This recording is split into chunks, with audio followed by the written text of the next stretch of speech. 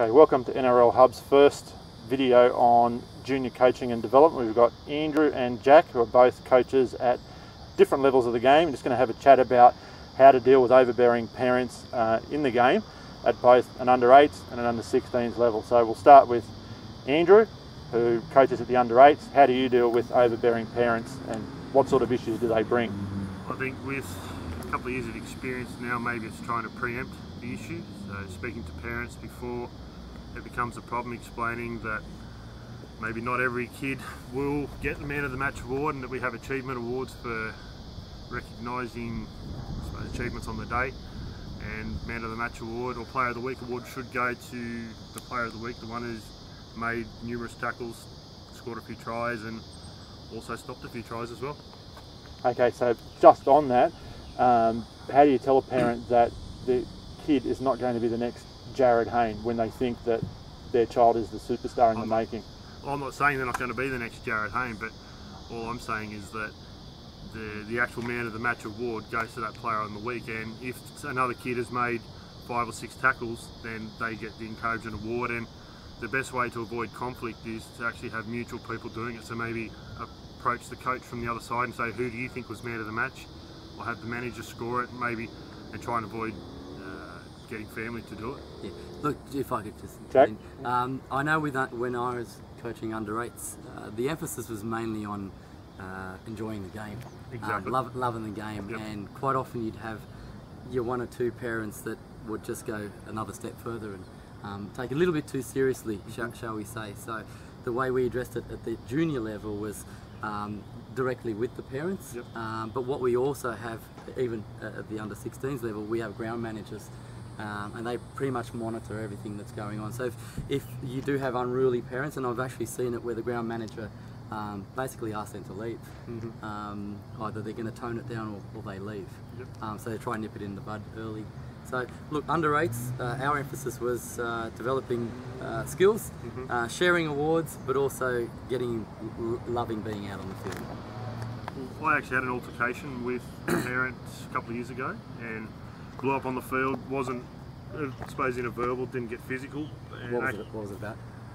I had some, we were short on players one day on a team and had to get some from a lower division, brought them in, and the rules are anyone who's signed on the game day has to play a minimum 10 minutes. Yep. So I was just trying to cycle the players around, get those kids on for 10 minutes, and yep. Taking one of the regular kids off, and the father objected, and blew up. And I said, well, if you've actually got an issue, come and see me. Don't let it fester to this point where yep. You're getting irate and yep. we're having an altercation in front of all the parents at a game. Yep. So come and see me during the season, or yep. as soon as you know it's a problem, come and see me. Yep, and that's a good point, because and we often did that right at the beginning of the year, even before the teams were selected. We'd mm-hmm. actually sit the parents down with their kids and map out the rules. Yep. These are the ground rules. We're not perfect trainers or coaches. Mm-hmm. We do make mistakes. We try and be fair to everybody. Yep. But if you do have issues, address it with us so that we don't escalate that to a problem on the field, and it becomes a problem in terms of a public forum. That's right. So yes, in answer to your question, Mick, you do try and address that early in the year, but that's not to say you won't have problems throughout the year. And I guess the ground managers, in conjunction with a lot of the club officials, try and manage that situation and hopefully stop it from evolving. So what are each of you, top 3 tips on how to deal with overbearing parents? 3 tips from each of you. We'll start with you, Andy. Yeah, address the parents at the beginning of the season and just explain how it's all going to work. If they've still got any issues, make yourself available for them to come and see you, be it after a training session or after a game. And third one would be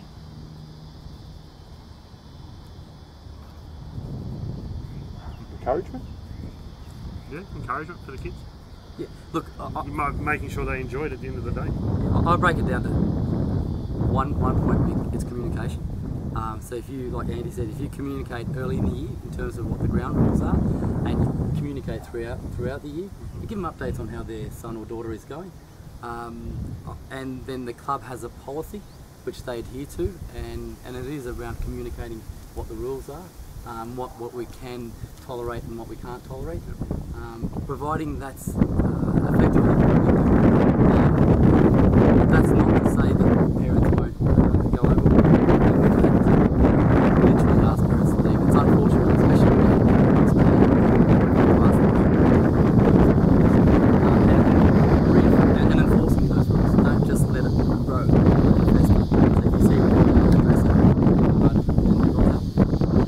So is there anything like a code of conduct that you would have your parents sign to say that they acknowledge a set of rules and requirements for the team? There is actually a code of conduct that all the clubs would have, so maybe it's a matter of getting that issued to all the parents. What about individual coaching with kids who, you know, just starting out, to get them up to a higher level on things like skills that you were showing before, play the ball or tackling techniques? Yeah, that's a separate issue. Code of conduct, we do have a registration form which outlines the expected code of behaviour. In terms of skills, then there's a lot of planning involved in that, and there's a lot of communication between different coaching and training staff within the club. Essentially it's a club, so you want everybody to succeed within that club. And everybody learns different drills and techniques from each other, and we try and apply that to our team, whether you're under 8s or whether 16s. You try and apply a new set of skills that are relevant and try and teach the kids accordingly. Just to probably go off that for us, or stay on that topic, I actually made a point in an article that's on NRLhub.com, and it's about the likes of Darren Lockyer, Benji Marshall, and even I suppose Ben Barber, to that point, that these guys weren't created as superstars in 2 hours of training a week. They've practiced outside of training, and that's probably something that parents need to recognise as well, that 2 hours a week probably isn't enough or won't be enough for your kid to become the next Jared Hayne. Yeah, another just very quick point is my gripe with our club is we don't have enough NRL players coming in and just spending 5 minutes. 5 minutes, that would make a big difference. Huge. Alright guys, we'll wrap it up there and we'll deal with some of the other issues for junior coaching in the next video. So thanks for your time. Thank you. Thank you.